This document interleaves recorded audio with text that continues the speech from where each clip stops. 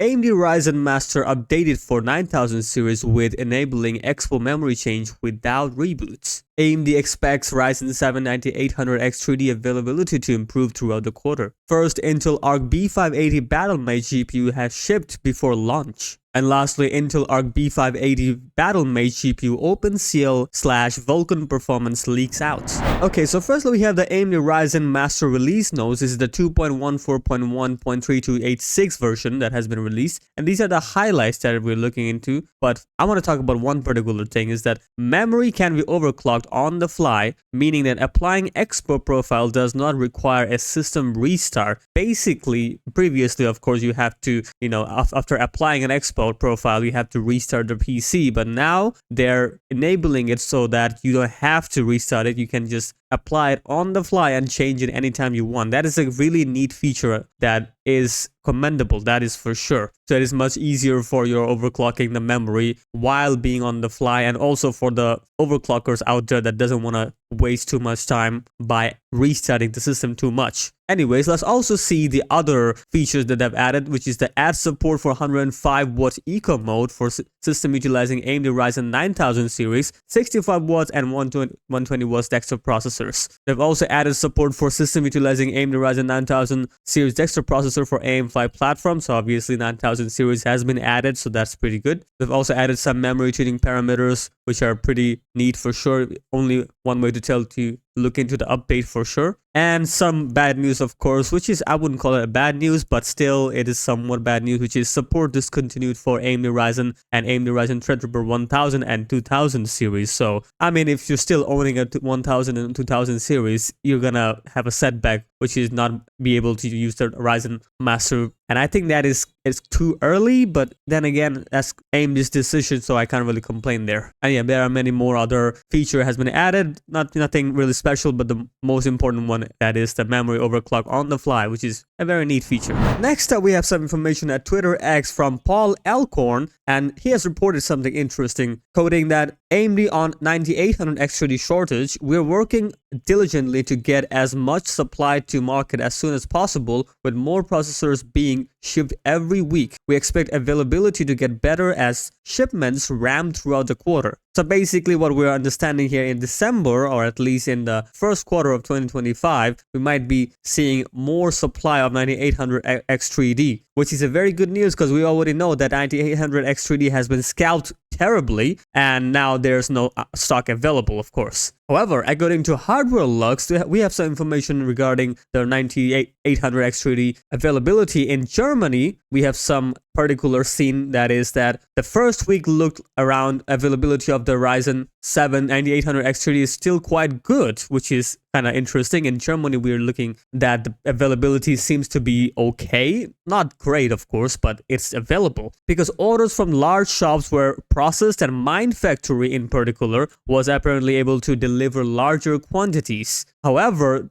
the shortage is still there, as we are looking at that Mind Factory is currently no longer accepting pre-orders. So basically the previously pre-ordered processors were delivered and will be delivered in these meantime, but they're not collecting any more pre-orders, as obviously the availability is still not that great. But it is improving according to AMD here. So I guess in the last month of 2024 or in the beginning of 2025, we might be seeing some improvements in the shipment. So fingers crossed, we'll be getting more 9800X3D in the market. And next up in the Reddit Intel Arc series, Intel Arc subreddit, we have some information that one particular user already got the Sparkle Intel Arc B580 Titan OC, and basically the unboxing is right over here. Obviously this has been posted in Reddit, and before launch we still have 3 more days for the reviews and of course 4 days for the launch, so we'll see about that. But for now we get to see the images. Of course this is nice, and as you can see, this is the Sparkle Titan OC, the 12 gigs of Intel Arc B580, and the card looks solid, definitely for sure. And as you can see, it comes with the card and of course the SAG bracket, which is neat. And I don't know what this particular thing is, the S symbol, I guess sparkle for S.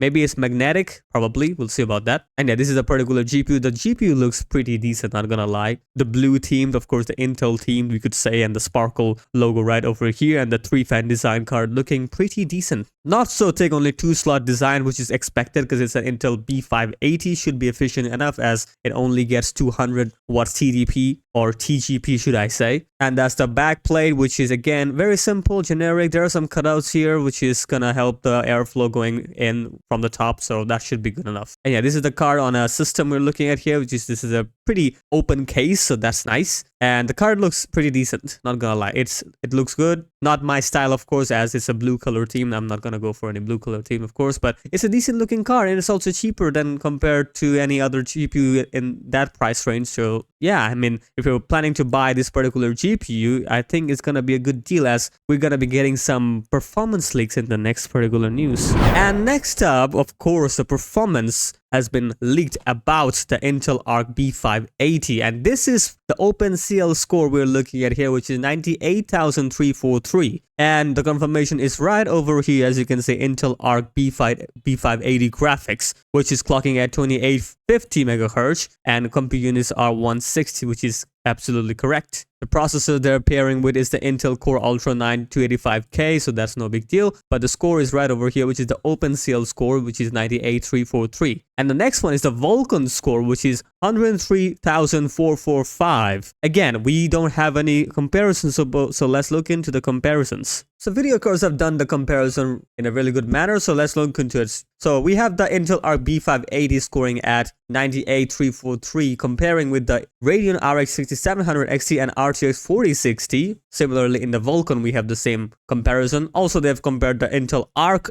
A580, which is the Alchemist, to give us a much clearer idea how much of an improvement we get to see here from Alchemist to Battlemage. So in OpenCL benchmark, comparing the Intel Arc A580 with Intel Arc B580, the Intel Arc B580 is 9% faster than the predecessor, of course, and in Vulkan is 30% faster, which is a pretty decent uplift there. So again, in OpenCL, the uplift doesn't look that big for sure, but in Vulkan, it is looking pretty decent. 30% is pretty good. And for gaming, however, we need to consider that Vulkan is much of a better metric to understand if it's going to be performing better in games. So if it is performing 30% better than the predecessor in Vulkan, that is a good uplift, definitely. Not only that, it is also having a better performance compared to RTX 4060 and 7600 XT, but not versus the 6700 XT, of course. But I would rather consider 6700 XT and B580 to be similar in terms of performance if we consider the Vulkan, of course. But in OpenCL, we don't really get to see the better understanding here, as RTX 4060 is leading there. So my guess would be it's pretty simple. Intel Arc B580 would be performing on par with RTX 4060 or better in some cases. Probably we'll see that, as Vulkan score does suggest that particular thing. But who knows, maybe in productivity it might suck, but then again, this particular card don't really focuses on productivity anyway, so the gaming should be the focus, and if it is performing that good, then it is a very good news for Intel, so we'll see about that. So yeah, don't forget to like, share and subscribe, and I'll see you in the next video soon.